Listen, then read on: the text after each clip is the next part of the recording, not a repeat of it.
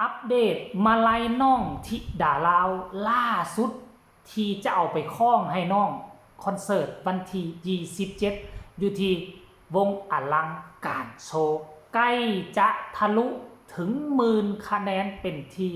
เรียบร้อยแล้ว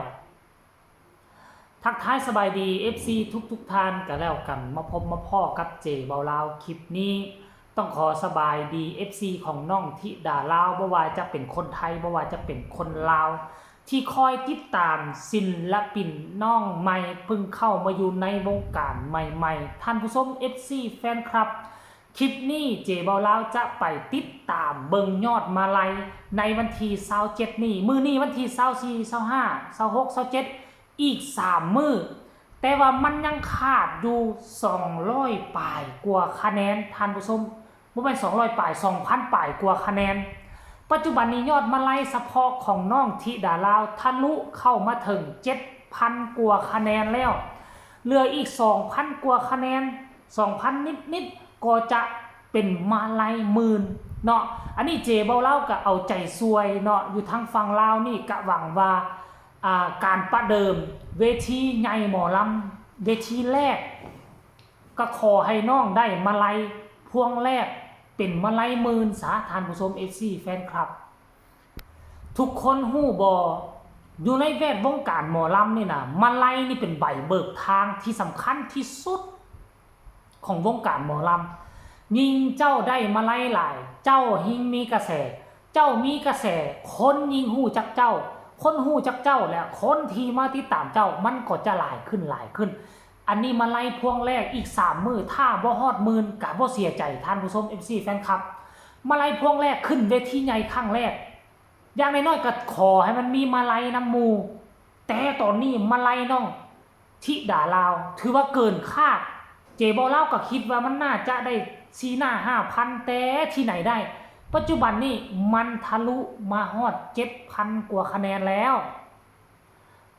ถือว่าเป็นสัญญาณอันที่ดีนะท่านผู้ชม FC แฟนคลับถ้าผู้ใดติดตามแวดวงการหมอลำนี่ก็ถือว่ามันเป็นสัญญาณที่ดีคือเอื้อยอุงอิงเพชรบ้านแพงโด่งดังกระเพาะอย่างมีมาลัยเบิกทางซึ่งเป็นมาลัยบ่เป็นของผู้อื่นนะเป็นมาลัยของพ่อของตนเองจับมามัดแบบกระทันหันและเอาไปคล้องใส่ให้กระชี้เล่าๆประมาณเท่าใดร้อยบาทนี่แหละมันเป็นมาลัยใบสีเขียวๆนะน่าจะเป็นใบ10 บาทเนาะแม่นบ่ใบ10 ใบ20 บาทนี่แหละอันนี้แหละเป็นมาลัยเบิกทางมื้อแรกที่ขึ้นเวทีสาวน้อยขึ้นไปออดิชั่น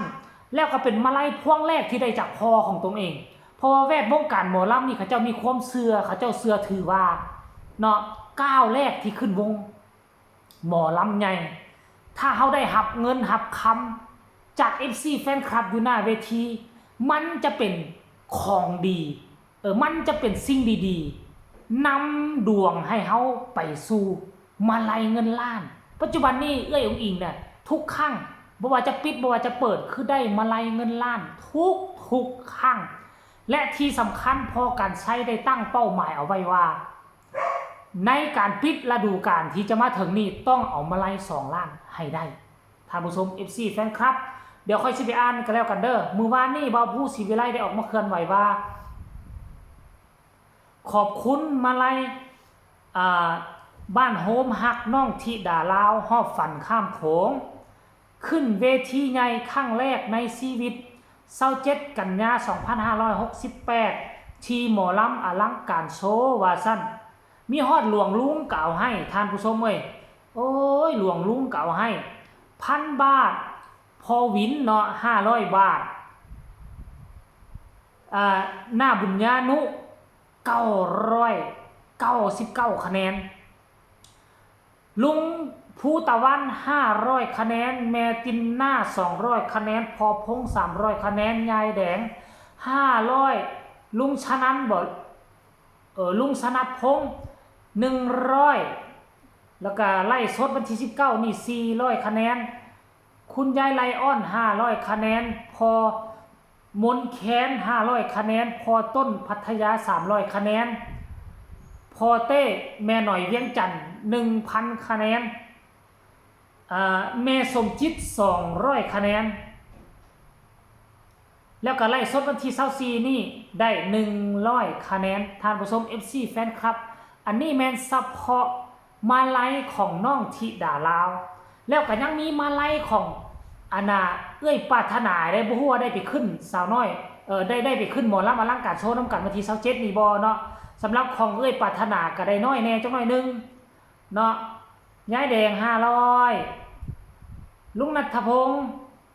101ไล่สดที่19 400คุณยายไลออน500สรุปแล้วก็1,400 1,500ก็ได้อยู่1,500คะแนนแล้วเฉพาะของ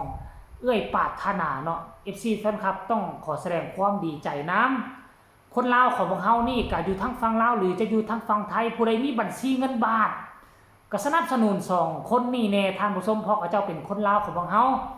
โดยเฉพาะแม่ค้าเช้าขายเครื่องออนไลน์เงินเหลือใช้เหลือจ่ายแล้วก็สนับสนุนให้คนลาวของพวกเฮาแน่เพื่อให้เขาเจ้าไปถึงฝั่งถ้าเขาโด่งเขาดังบ้านเมืองเฮาก็จะมีหน้ามีตาว่ามีคนมีความรู้ความสามารถชนะท่านผู้ชมน้อย FC แฟนครับเดี๋ยวจะไปอ่านคอมเมนต์จังหน่อยนึงกันเด้อนี่โอ้มื้อคืนนี่ก็พากันไล่สดอยู่เด้พอกับลูกเพิ่นก็ได้ไล่สดอยู่ทุกคนบ่แม่มาลัยว่าซั่นอันนี้มาลัยมันหยังค่อยก็งงมาลัย1011 โอ้อันนี้เป็นเลขบัญชีใครต้องการให้มาลัยก็โอนไปที่เลขบัญชีนี่ได้1011764765กรุงศรีว่าซั่นเด้คนนี้บอกว่าหน้าฮักไหว้สวยย่อไหว้ด้วยดีมากบอกธิดาลาวไหว้แบบนี้นะงดงามน่ารักดีเพราะว่าเว้าตามชื่อว่าวัฒนธรรมการไหว้ของคนลาวเด็กน้อยจนฮอดผู้เฒ่าพวกเฮาก็จะฮู้จักกันดีว่าไหว้แนวใดถ้าตนเองเป็นเด็กน้อยก็ย่อเข่าลงอย่างดีแล้วก็ก้มลงไหว้แต่ถ้าว่าเฮาเป็นตำแหน่งผู้หลักผู้ใหญ่เฮ็ดเวียกอยู่ข้าราชการเนาะไหว้กันก็บ่จำเป็นต้องย่อเข่ากับนกไหว้ธรรมดาแต่ถ้าเป็นเด็กน้อยเฮารู้สึกว่าเฮาด้อยกว่าผู้อื่นเฮาก็ย่อไหว้รับเขาเนาะวางโทรศัพท์แน่เด้อปรึกษางานบุญกฐินอยู่อุบลโอ้พระอาจารย์ตัวเนี่ยพระอาจารย์มวนครับมวนคนน่ะคนนี้ว่าถ้าฟังเสียงจ้อยของลิงน้อยธิดาลาวโอ้ยขออภัยเอาอ่านอีกจักคอมเมนต์2คอมเมนต์เด้อห้องดีอยากได้แบบธรรมชาติจะเด่นมากว่าซั่น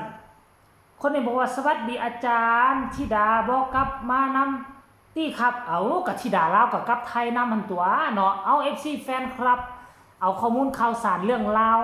มาไลฟ์ของน้องธิดาลาวมาฝากมาต้อนกันเพียงซ้ำนี้เด้อฝากทุกคนกดไลค์กดแชร์กดติดตามให้แน่เพื่อจะบ่พลาดในคลิปต่อไปใครอยากสนับสนุนน้องธิดาลาวก็สามารถกดไลค์กดแชร์แล้วก็กดติดตามช่องจีบ่ลาวก็ซ้ำกับสนับสนุนเพิ่นคือกันเด้อสำหรับคลิปนี้ขอกล่าวคำว่าสบายดี